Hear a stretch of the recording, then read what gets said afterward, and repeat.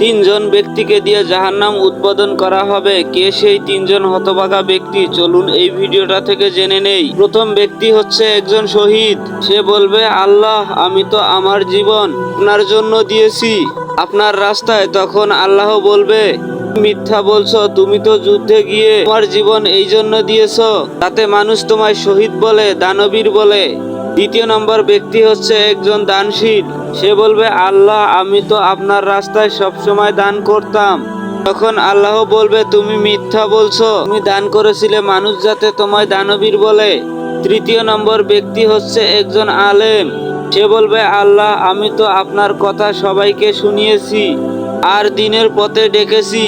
তখন আল্লাহ বলবে, তুমি মিথ্যা বলেছো, তুমি তো এজন্য লোকদের ডাকতে যাতে লোকজন তোমায় আলেম বলে, হুজুর বলে। আল্লাহ যেন আমাদেরকে জাহান্নামের ওই আগুন থেকে বাঁচার তৌফিক